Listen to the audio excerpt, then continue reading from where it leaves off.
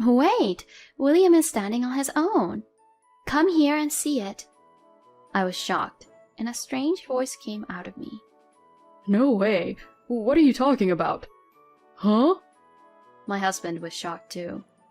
My father-in-law looked at us with kind eyes and said, Well, let us go camping. My name is Luna, a 55-year-old housewife. My husband, Harry, is an ordinary businessman of the same age. My son, Ronald, also a businessman, is married, and is the father of a little boy who is not yet 1 year old. His wife is a very nice person, and our families get along well. The only problem was the conflict with my husband's family. It goes back to when our marriage was finalized. I was 27 years old, and I met Harry at my workplace. I had heard that he had grown up in a very normal family, but when it came time to marry him, I found out that he actually came from a very wealthy family, and that the rest of his family had brilliant backgrounds. His parents had a successful business career running a trading company, and his brother, Fred, 2 years younger than my husband, had graduated from a very prestigious national university and has started a successful IT venture company since then. Fred was married before Harry, and his wife was also a career woman. When it was time to meet his family, "So, you are the future wife of Harry? You must be happy to be the bride of a wealthy family like ours." That's what my mother-in-law, Molly, said to me.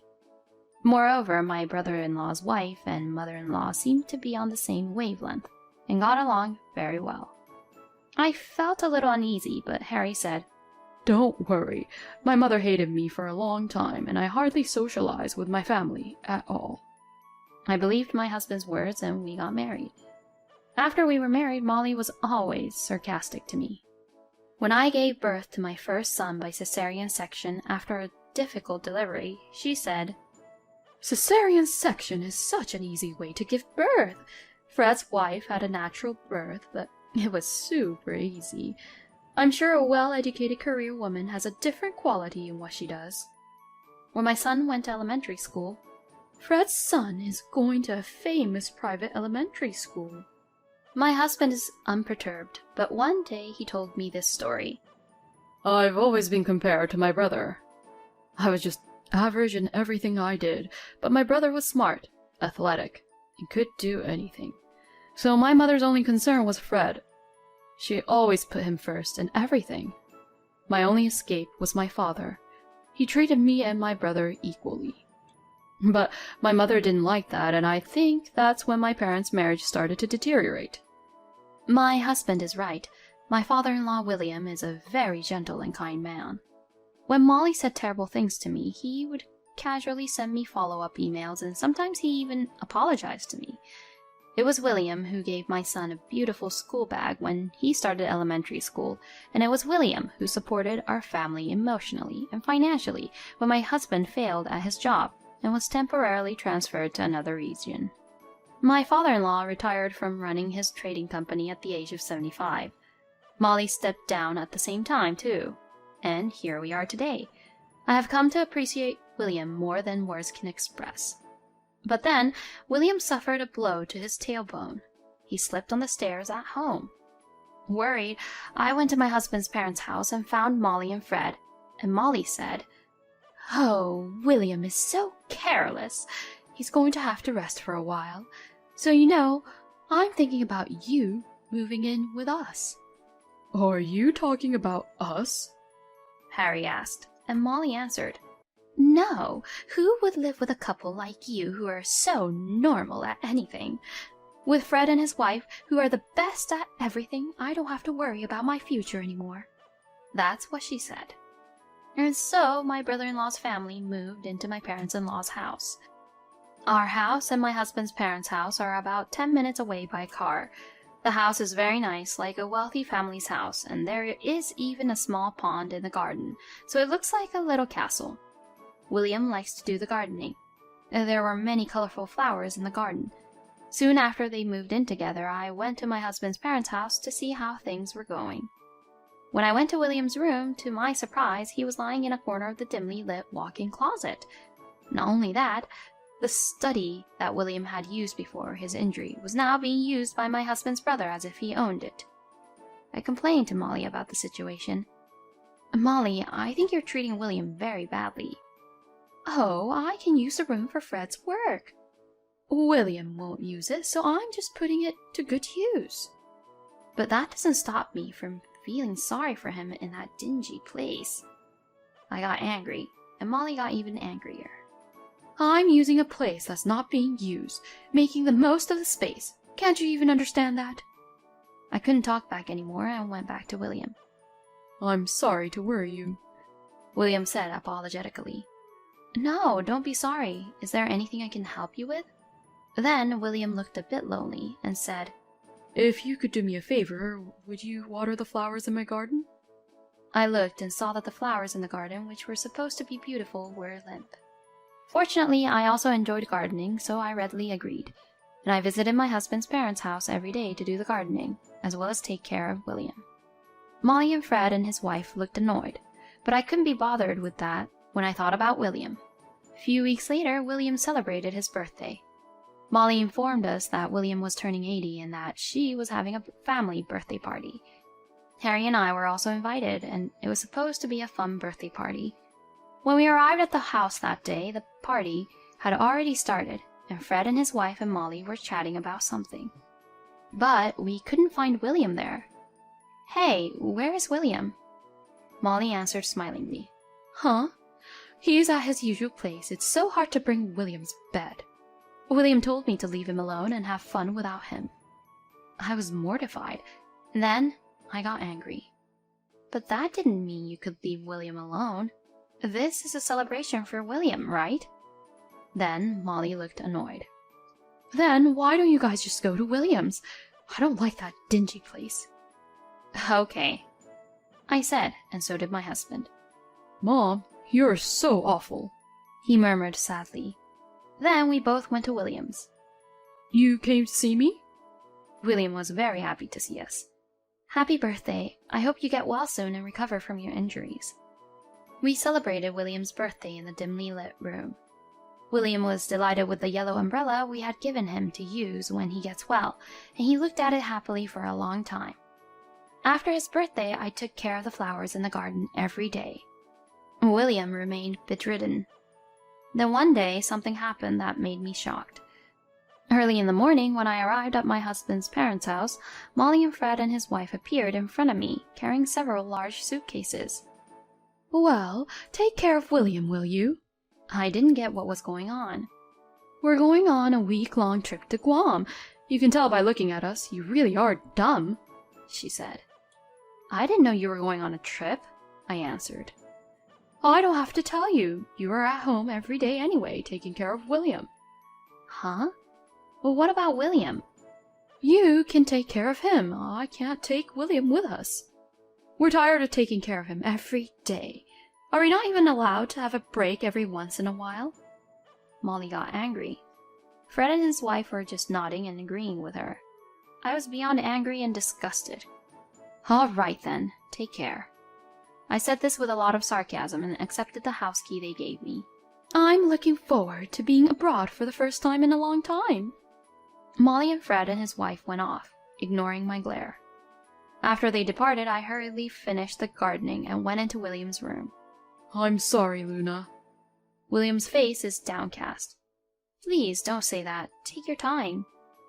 I set a small table next to the bed with William's favorite foods. Then I invited my husband to join us for dinner. It was a very delicious and enjoyable dinner. Then I noticed William's eyes were tearing up when he was sipping his soup. "Is everything all right? Something doesn't suit your taste?" I was worried, but William said quietly, "No, you always treated me well, and I'm really glad to have a good daughter-in-law like you." Molly and Fred and his wife are always having a lively dinner downstairs while William is alone and lonely upstairs every day. Just the thought of it made my heart clench in my chest. The next day was a day off, so my husband and I decided to stay the night. The three of us chatted and enjoyed ourselves until William fell asleep. The next morning, when I saw the garden, I was surprised to see William standing there on his own taking care of the flowers. "William?" "Good morning, Luna." William was doing the gardening as if nothing had happened. I hurriedly called my husband. "Honey, William is standing there on his own. Come quickly." I was so surprised that my voice became strange. What are you talking about? My father must be bedridden. My husband, too, who has come scurrying to the edge of the house, reacted like me. Huh? He was speechless. William looked at us kindly and said softly, Well, let us go camping. We were surprised, but William remained calm. He asked us to prepare for an overnight trip. We were so surprised that we just did as we were told, and went back to our house to prepare. William was still standing on his own after all, and looking very well. Could you drive for us? We headed for a campground in the mountains. We put our bags down, settled in, and asked William, "What the hell is going on?" William chuckled and said, I'm sorry I tricked you. I was a little skeptical. I guess it was right after we moved in together. I overheard a secret conversation between Molly and Fred. It went something like this. "William is going to be bedridden if he keeps this up. It's really annoying," Molly said. Then there's a good facility. We'll put him there. He won't last long anyway. We can change the owner of the land and the house to us before Dad passes away, and if we can get him to write a will, it would be perfect. You would get a fair share too, Mom. Dad is bedridden, and he'll be convinced in no time if I talk to him. Fred said, "That's a good idea, and the sooner we make this clear, the better. We'll do it after we get back from our trip to Guam with William's pension money." Okay. At that point, William knew what they were planning to do after he passed away, and he got to know about the Guam trip. This is no longer a family. William thought so. He decided not to give any of the land, house, and property to Molly and Fred. William decided to pretend to be bedridden to fool Molly and Fred, and walked around the yard at night when they were asleep to keep his legs strong so that he would not completely lose the ability to walk. And then he decided to see who would get the inheritance. William said proudly, I've been waiting for my chance ever since I pretended to be bedridden. I want you two to inherit everything. Molly and Fred returned home a week later, after enjoying their trip to Guam. By then, William had consulted a lawyer and changed the title of the house and land to my husband. He also completed the will regarding the inheritance. Then, Molly, Fred, and his wife returned home. Oh wait, what's wrong? They were shocked to see William strolling around. William just said to them, I need to talk to you about the future. Come to the living room. William called all the family members to the living room. Oh, William, why are you standing on your own? William answered, I recovered a long time ago, and I've been doing rehabilitation work secretly in the middle of the night when you're all asleep so that I won't lose the ability to walk. I know everything you're up to. Huh? Molly was shocked. You would have put me in an institution and tried to take the land and house for yourselves and inherit everything from me. Molly and Fred became pale. It must be some kind of misunderstanding. I'm sure of it because I heard you and Molly talking in my room with my own ears. I'm sure you enjoyed your trip to Guam with the pension I'd saved up. I found out about that with just one look at the bank book. William glared at them. First of all, I've decided to give this house and land to my eldest son, Harry. And he spread the deeds on the table. What? Molly and Fred froze, their faces pale. There's more. Listen. William did not care about their reaction and continued his talk. I've decided to ask Harry and his wife to take care of my estate, and I've drawn up a will. Why? I'm sorry to say this, but Harry is an ordinary businessman, and we can manage the money better than him. After all, I run a company. Fred finally interrupted. Managing money can indeed be difficult. That's why I made sure to introduce him to a good lawyer and tax accountant. But William, Fred is better at everything than Harry. Molly got insistent, but William said, Fred, isn't your company on the verge of collapse?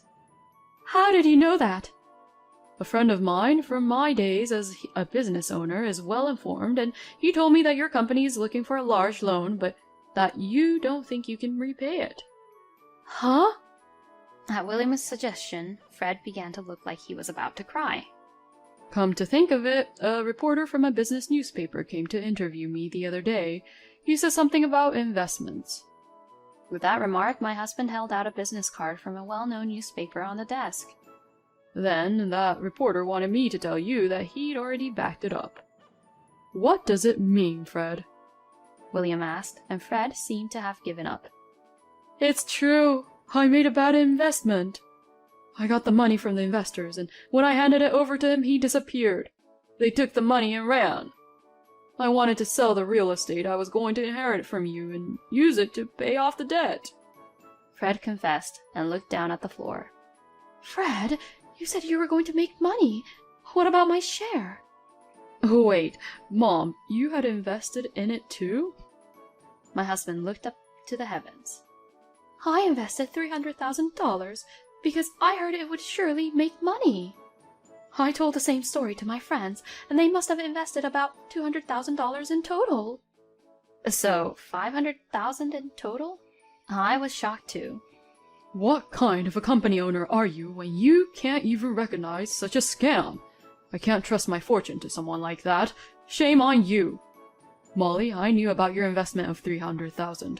I checked all the bank books when you went on our trip to Guam. You will take the responsibility, and you will leave this house. I can't do that, William. I only have this house to live in. It was you and Fred who neglected your precious home. Dad, please help us. William, please. Ignoring their desperate begging, William left the room. After that, Fred had to pay back his investors and let go of the company. He tried to start another company, but it failed because he lost all trust in society. Fred's wife would never forgive him for such a situation, and they divorced soon after. Even with Molly, with whom he had been so close when they no longer had any money, they ended up fighting terribly. In the end, they had a terrible quarrel. William and Molly also divorced. When they divorced, their property was divided, but most of it had to be used to pay off Molly's friends who invested, so there was a very little left over. Molly, who got in financial trouble after the divorce, managed to live with the little allowance William gives her every month, but all we hear are complaints. She has no family, no money, and lives lonely on her own. The other day I met Molly passing through my neighborhood. She was still arrogant. Living alone is so much easier. But I could see her loneliness. Harry and me, we moved to William's house. I enjoy gardening with William every day. In addition, our son has a new family member. This time it was a girl, and everyone was happy. And the happiest of all is William. His grandson comes to visit every weekend with his great-grandson. When it rains, William happily holds up the yellow umbrella we gave him the other day and goes out for a walk. The sight of William, like that, makes me feel happy every day.